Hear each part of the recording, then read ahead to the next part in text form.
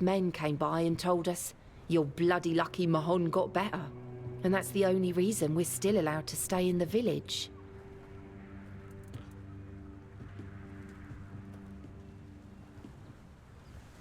He just sits there, staring.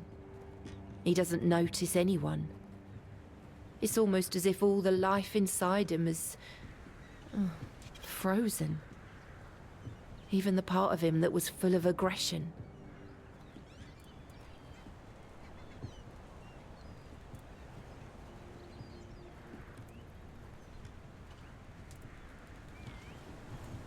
I've been wondering why I should stay.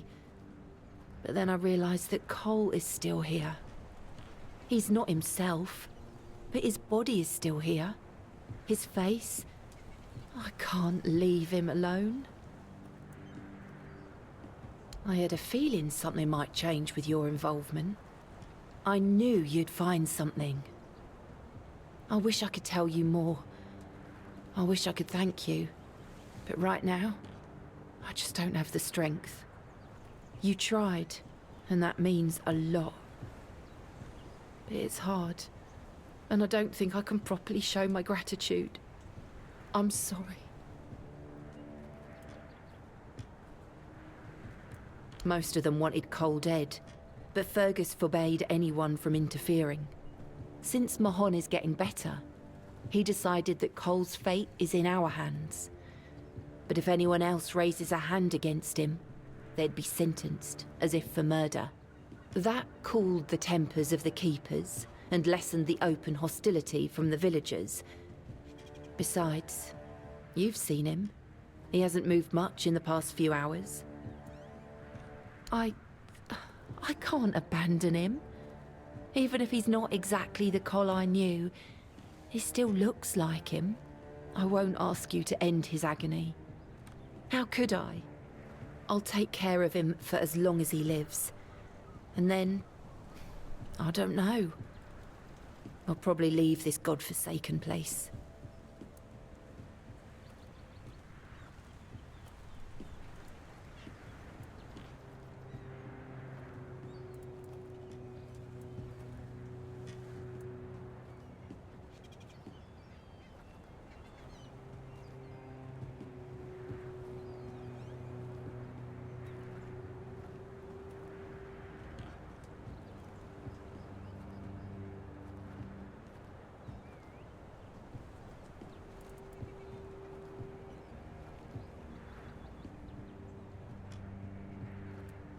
Yes. Perhaps that's what should be done. Just do it quickly, at night. I don't want anyone to see. And I thank you.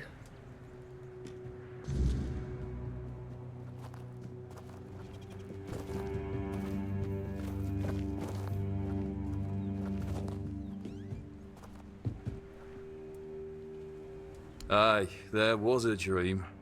Strangest bloody thing out of all the strange shite I've seen. When we woke up, we realised that every one of us had a weird night. I was out in the wild. I had this feeling like something was chasing me. But it was Col who really had it rough. Poor sod was moping around afterwards like he'd been hit by a sack of bricks.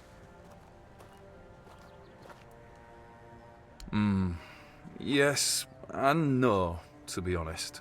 See, Cole has always been quick to anger, especially when things went sour. And back then, an awful lot of things were going to shite. But this time, I don't know. It felt different. He didn't even bother chatting with Beatrice. Normally, they're a good couple, a real match, if you ask me. No, he didn't talk to me or anyone else in the group. Guess he didn't want us to worry, especially his lass. Right. I admitted to them that I'd fallen asleep. My eyelids felt like they weighed a ton, and before I knew it, I was out. Maybe it's stupid, but I had this strange feeling, like something was inviting me into that dream of me. Don't ask me why. Feels mad just talking about it now, but, well, we were all dead tired, so it's probably just that.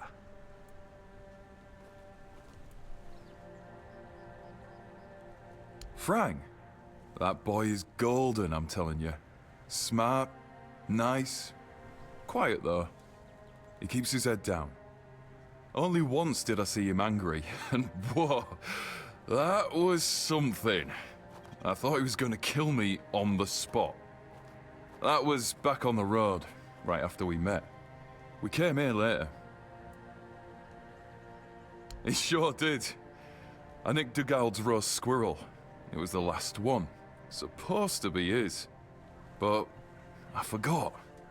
I felt really bad about it. Normally, Dugald would tear me a new one. You know how it is. Miller's blood runs hot. But when Frank lunged at me, Dugald was speechless, completely shocked. Cole had to calm Frank down. Cole was a great guy.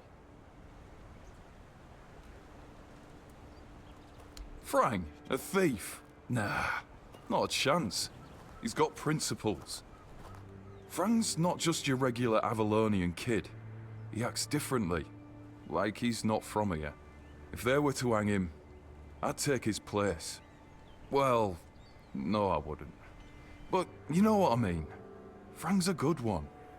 Truly.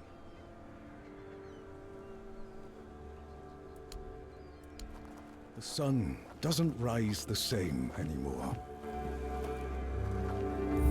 You need something? What? Ah, yes. The people are making a fuss over nothing. A dream is just a dream. No need to dwell on it.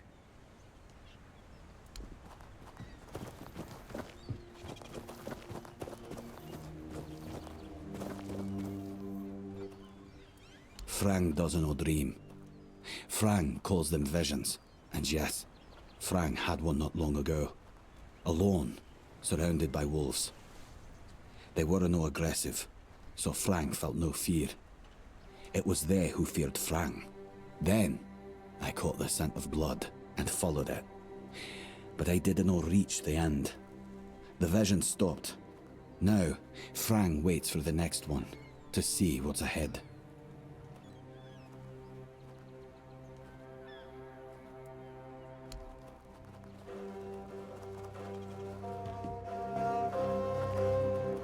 Still here, still breathing.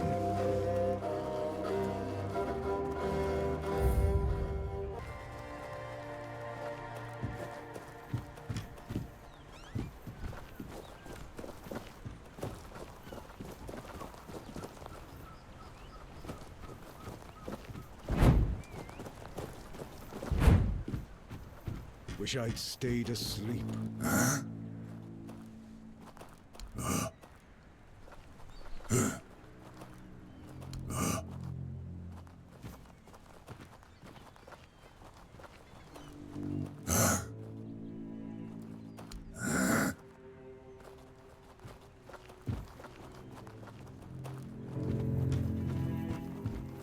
The sun doesn't rise the same anymore.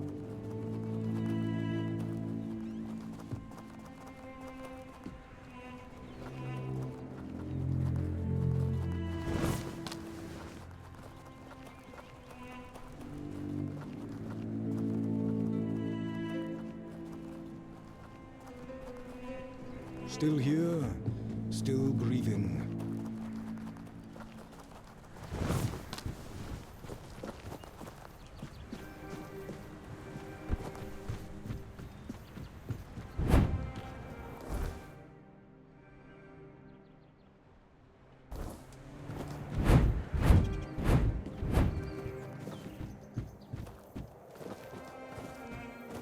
Ah, that's you. Do you need something? No, not really. Fortunately. I know. The gate's standing proud again. And that monument. Well, it actually looks like something worth remembering now. Folks around here might not say much, but they'll notice.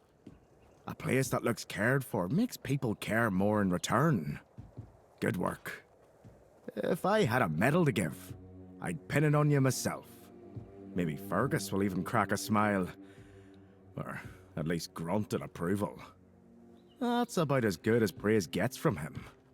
Either way, you've done well. If something else comes up, I'll let you know.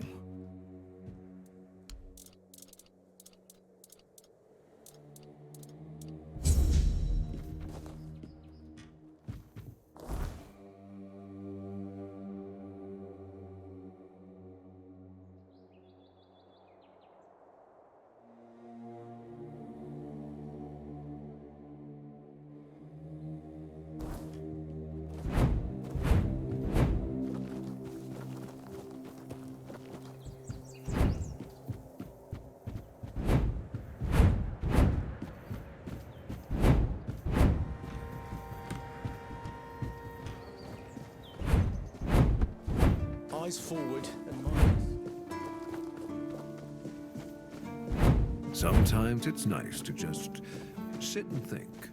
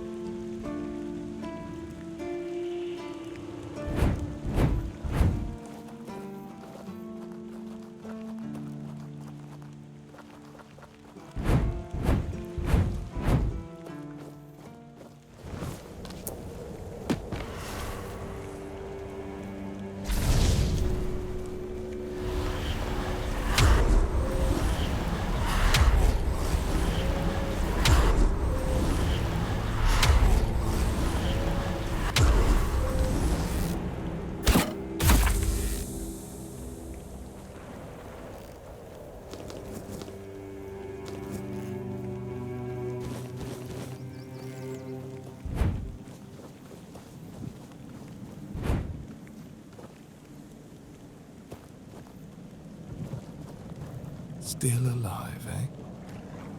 I'm more than happy to oblige.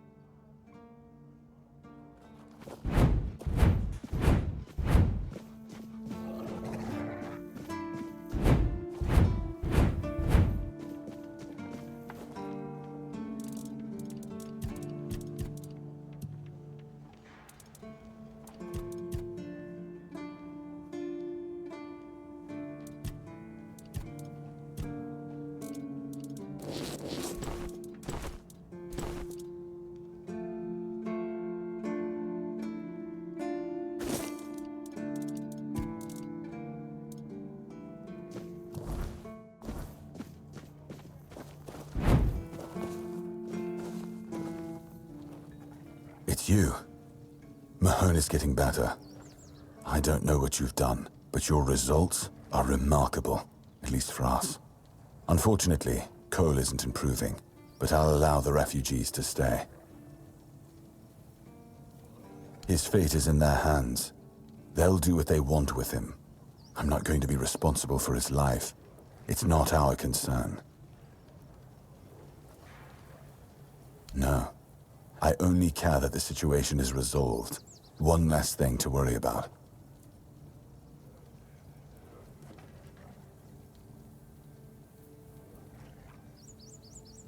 That's one of our tags. Every soldier gets one when they pledge their loyalty. I just hope the body you took it from was already cold, because killing a keeper would land you in some serious trouble. You know, here's what I'm thinking.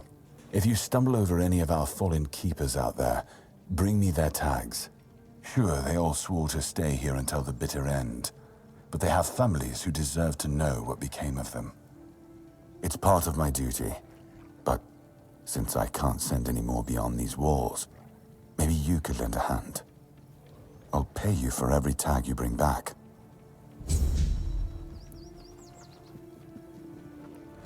You know where to find me if you come across any more. Yes? Did you find out what's been happening out there? Why not? Don't tell me you're afraid of ghosts. Just don't annoy them and you'll be fine.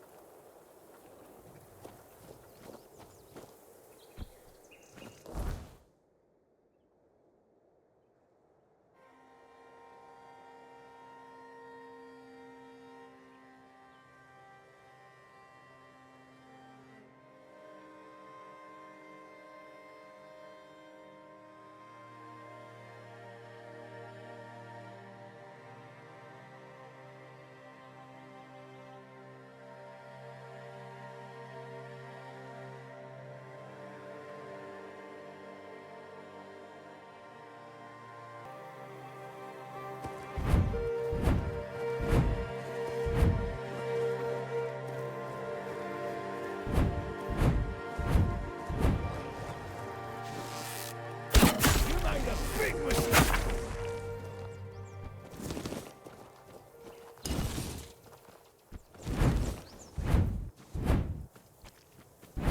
Watch your backs.